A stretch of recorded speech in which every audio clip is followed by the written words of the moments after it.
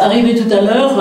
Eric, je le remercie d'être, non seulement d'être là, mais surtout de nous héberger virtuellement et plus que ça en continu, puisque donc avec Preventica, on a décidé, mais finalement il n'y a pas très longtemps, et je dois dire que l'une des co-auteurs, Anaïs, est aussi là d'ailleurs, de centrer une grande partie des prochaines interventions et des prochains points d'intérêt de Preventica sur la question des femmes et santé-travail. Alors si vous voulez bien, je vais vous présenter, alors voilà, oui, ça qui je suis, pardon, j'ai oublié, je m'appelle Anne-Marie Levert, je suis cofondatrice du Cercle Entreprises et Santé, je n'avais pas parlé d'une antiquité, mais on existe quand même sur cette question depuis 2007, et avec, je dirais, pour ceux qui ne connaissent pas, deux types d'interventions.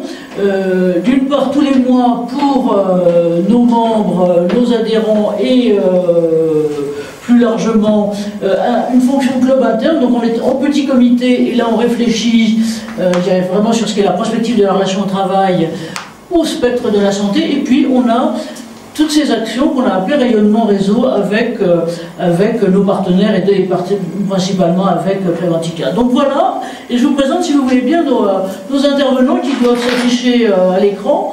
Et donc, je vous présente alors, ça ne sera pas dans cet ordre-là, mais vous les présenterez tout à l'heure. Je vais vous présenter d'abord Séverine Gravier. Séverine qui est à ma droite et qui nous a fait la gentillesse de venir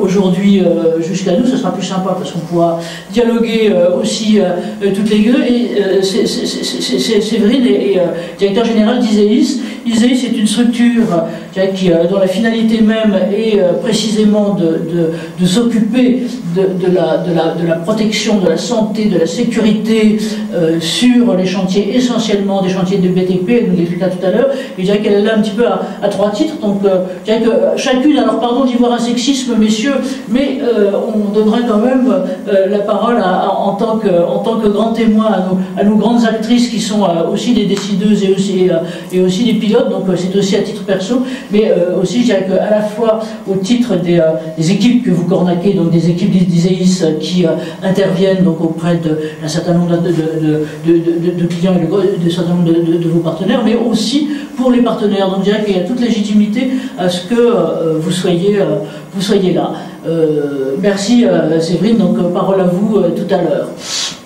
Ensuite, Samia, ben voilà, on la voit, Samia Bellaritrain qui est là. Merci Samia d'être là. Alors là, vous, je ne vais pas dire, mais quand même, on se connaît depuis un petit moment et on s'est rencontrés dans de tout autre cieux sur déjà des questions qui étaient des questions de RPS et de risques psychosociaux que vous présentiez, je me souviens, un jeu à l'époque, c'était il y a presque 10 ans, globalement là maintenant, de sensibilisation tout à fait importante. Samia est ergonome européen, elle est responsable, alors ça s'appelle pas HSE chez vous, ça s'appelle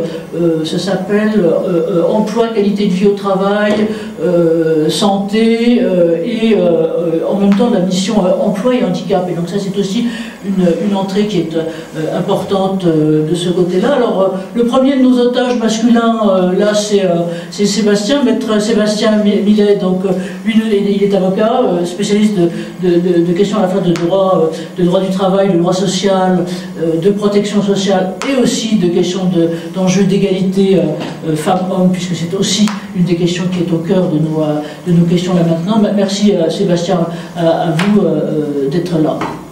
Alors Anaïs, tiens, Anaïs a disparu, mais je ne vais pas tarder à revenir. Ah mais si, elle est là-haut, elle est devant moi. Anaïs, alors Anaïs aussi, c'est grâce à vous Anaïs finalement qu'on a organisé avec le Cercle les premiers UX Forum femmes et exosquelettes, parce que travaillant, donc Anaïs elle est à la fois spécialiste de biologie mécanique et en même temps de design, si on peut dire, de design de produits et d'ajustement de produits, et notamment ces fameux équipements qui sont plus que des... si, c'est quasiment un lobby, puisque c'est portable. Enfin, d'exosquelettes à des utilisateurs qui sont aussi majoritairement des utilisatrices. Donc merci à Anaïs d'être là. Alors Jérôme, Jérôme, il a disparu, mais il ne va pas tarder à être là. Jérôme, voilà. Merci à Jérôme. Jérôme est secrétaire général adjoint de la CFDT Cadre. Et je vais dire que là aussi, il est tombé dans les questions d'innovation depuis un petit moment. Et on s'est connus d'ailleurs sur ces questions-là, qui étaient sur l'impact ou l'intégration du digital. Alors, est-ce qu'on devait l'appeler digital numérique? À cette époque, on avait, il y a quelques années, des questions un peu sur le sexe des anges, sur qu'est-ce qu'il fallait utiliser comme appellation. Maintenant, je dirais que c'est un peu l'une ou l'autre selon, et sur toutes les questions sur lesquelles, avec Jérôme, on fait des bouts de chemin, notamment sur nos obsessions mutuelles en matière de santé et travail, qui sont les data, par exemple, ou que sont justement aussi l'intégration des innovations. Jérôme est là, et merci à lui, et c'est en plus très très bien, si je peux me permettre, d'avoir un deuxième otage masculin pour parler des femmes, donc on n'est pas que dans l'entre-soi entre nous. Merci Jérôme d'être là.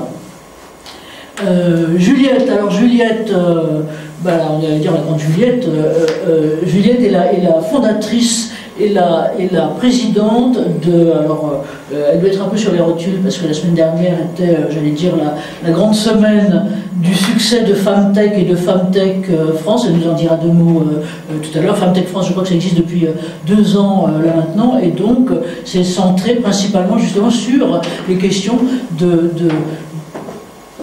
d'impulsion numérique, si on peut dire, sur les enjeux de santé féminine et de santé des femmes. Et justement, c'est bien important et intéressant d'avoir votre regard à vous, et à côté de votre développement, j'allais dire, du développement de Femtech. Vous êtes vous-même une Femtech en soi, par MyS Life, et vous nous expliquerez tout à l'heure ce que c'est.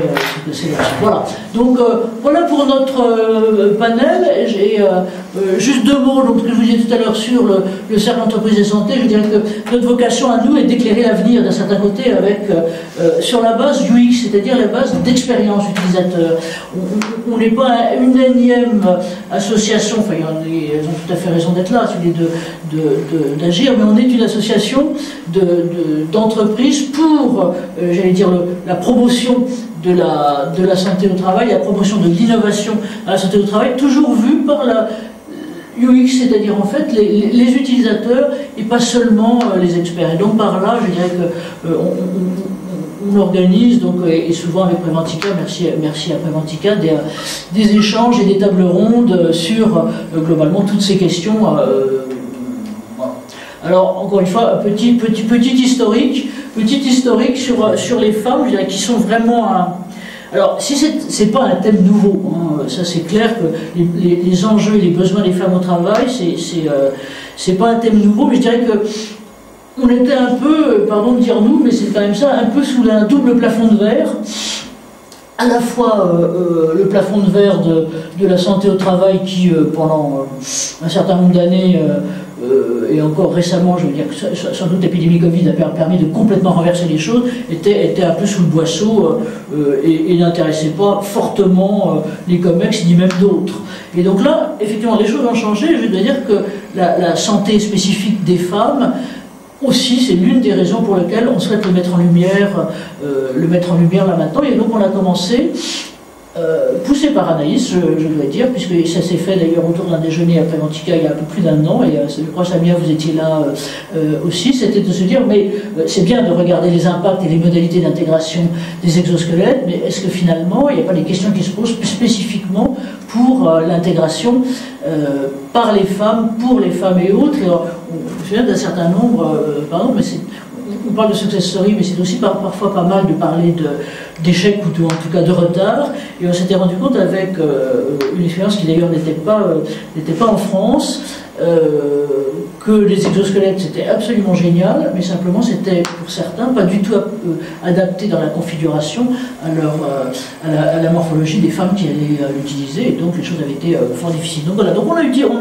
organisé en ce début d'année 2 forums femmes et exosquelettes, donc centrés sur les femmes. L'une, et on reprendra un peu la thématique aujourd'hui, j'allais dire, pour les métiers traditionnellement masculins et qui ont besoin finalement de faire appel à d'autres profils d'opérateurs, et donc que sont les femmes, des métiers masculins. Et puis la seconde, donc, qui était là aussi à Préventica et qui était plutôt sur les métiers et les métiers de soins.